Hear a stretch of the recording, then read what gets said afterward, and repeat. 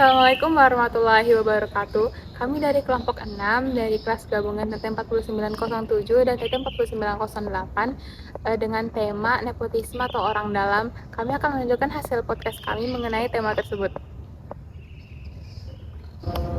Assalamualaikum warahmatullahi wabarakatuh. Halo guys, kita kenalin nih. Kita dari podcast 78. Nah, tema pembicaraan kita hari ini tuh orang dalam yang biasa disebut nepotisme dengan topik pembicaraan titip jabatan versus amanah. Nah, sebelum masuk ke tema hari ini, aku bakal kenalin diri aku dulu nih sebagai host podcast hari ini. Kenalin, nama aku Daniel Putra Prenta dengan NIM 1010 12 500 167 dari TT 4907. Dan aku nggak sendiri nih guys, aku bawa dua temen aku nih untuk jadi narasumber nih. Boleh nih buat kalian, kenalin dulu dong.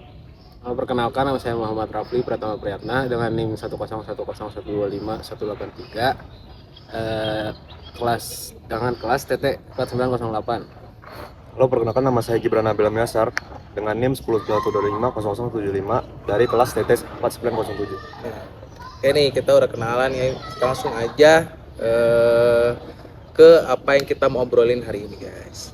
Sebelum masuk ke topik berat, aku mau nanya deh, kalian pernah dengar atau ngalamin sendiri cerita titip jabatan gak sih? Pernah sih, Gimana tuh? Kayak di kantor, organisasi, atau lingkungan sekitar, atau gimana tuh? mungkin kayak seleksi organisasi Dari juga kantor gitu. Banyak sih. Oke, gua kalau dengar kata orang dalam, reaksi pertama kalian apa? Kesel, biasa aja, atau malah pengen juga nih punya orang dalam? Tuh, udah deh. Sebenarnya itu ada pro kontranya juga sih, bisa jadi baik atau bisa jadi buruk. Ya. Kalau menurut saya pribadi juga kan reaksi pertama kali mendengar mungkin kayak kurang adil gitu kan. Soalnya saya juga pernah dengar orang-orang yang mempunyai koneksi itu kesempatannya itu lebih besar dibandingkan orang yang mempunyai kemampuannya dirinya sendiri. Tapi saya juga tidak langsung percaya, soalnya saya juga belum tahu proses dan fakta apa yang sebenarnya terjadi saat proses pemilihan seleksi tersebut. Oke nih, aku bakalan tanya lagi lebih dalam ya. Apa sih pendapat kalian tentang orang dalam itu? Boleh dong dijelasin buat teman-teman kita yang di luar sana nih. Kalau menurut aku itu sebenarnya kalau pakai ordal atau titip jabatan itu agak gak fair ya, karena bagi orang yang lain atau memiliki kemampuan tersebut itu menjadi lebih sedikit probabilitas lulusnya gitu. Nah, aku juga setuju dengan pendapat dia, kayak misal ada orang yang sudah berusaha semaksimal mungkin tapi dia gagal gitu sama orang dalam, itu agak kurang gitu. Nah, Oke. Lanjut. kalau dikaitin sama kasus paskibraka yang diduga nggak lulus karena ordal, itu agak nggak fair karena dia nggak lulus karena ada ordal gitu loh. Jadi bikin sistemnya tuh jadi nggak fair. Nah, kan di sini tuh kita ada dua sisi gitu kan, ada sisi baiknya, ada sisi buruknya nih. Nah, coba dong aku mau tahu nih terkait dengan pro kontranya gimana. Kalau menurut saya, dilihat dari kasus tersebut mungkin kayak kurang perhatian dalam proses amanah dalam pemilihan seleksi. Jika memang ada orang dalam yang menggeser orang yang lebih layak, mungkin itu kayak bertentangan kayak keadilan, dan orang dalam itu juga merasa kayak kurang adil untuk dirinya sendiri. Namun di sisi lain lihat juga dalam proses panitianya, dalam proses pemilihan, kan kita juga kayak nggak tahu mereka itu kayak gimana. Mungkin mereka juga ada yang proses pemilihannya itu dengan baik, mungkin kita juga tidak tahu menilainya. Oke. Kalau menurut gue sih sisi pro-nya itu sistemnya itu jadi nilai dari kemampuannya, terus sistemnya itu bisa lebih dari terpercaya gitu loh. Oke. Jadi kita udah denger ya guys pendapat tentang titip jabatan versus amanah ini. Jadi untuk kesimpulan podcast tema hari ini itu bukan soal mana yang superior, kompetensi atau koneksi, tapi soal seberapa transparan prosesnya.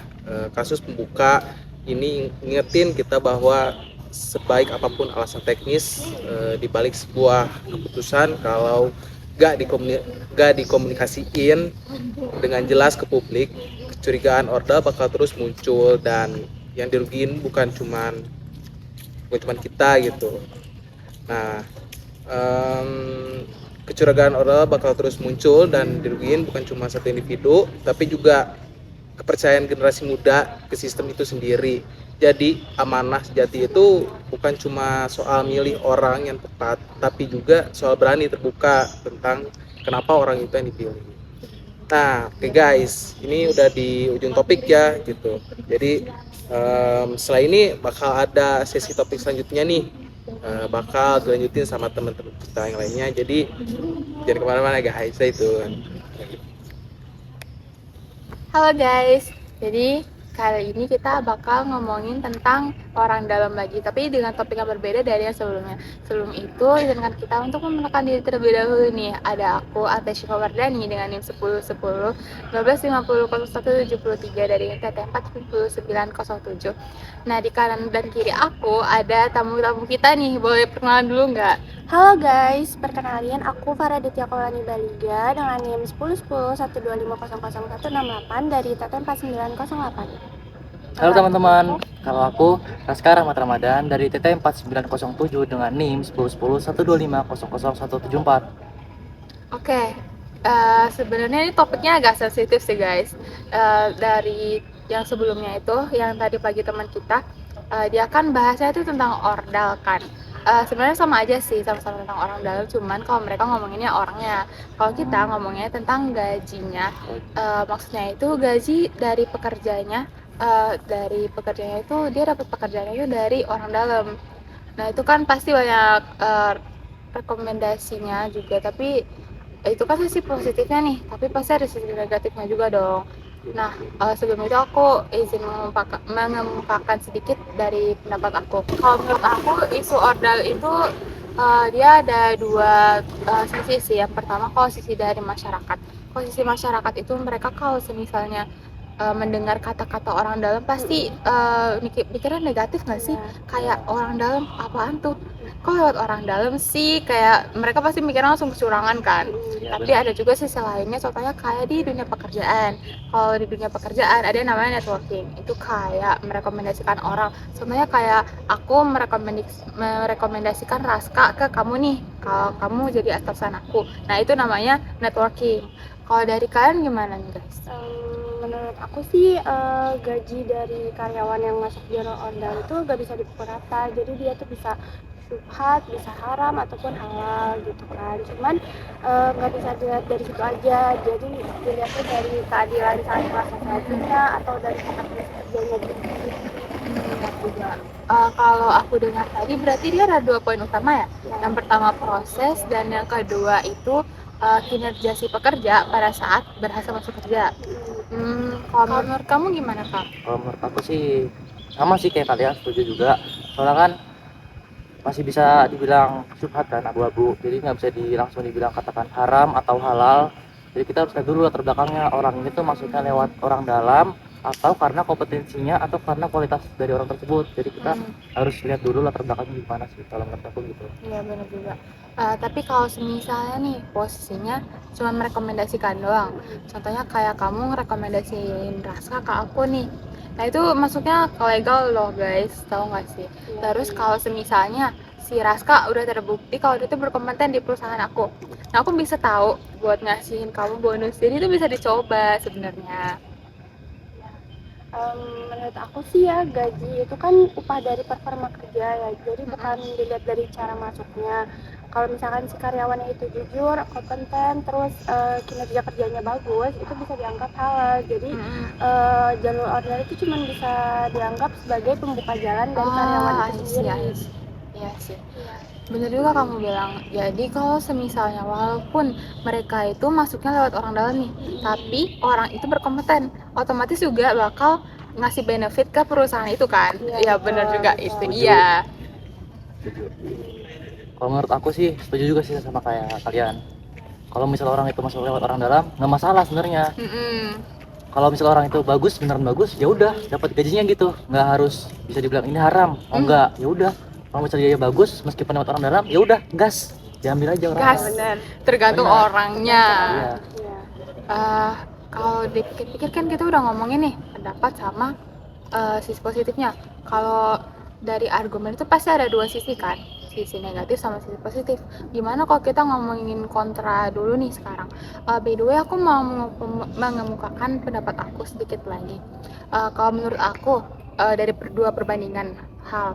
Yang pertama itu ada rekomendasi secara sehat, dan yang kedua ada nepotisme yang lazim. Kalau menurut aku dua hal itu perbandingan yang cukup signifikan. Mereka itu hampir sama ya, 11-12, karena kalau semisalnya pelamar kerja itu pasti ada namanya tes dong.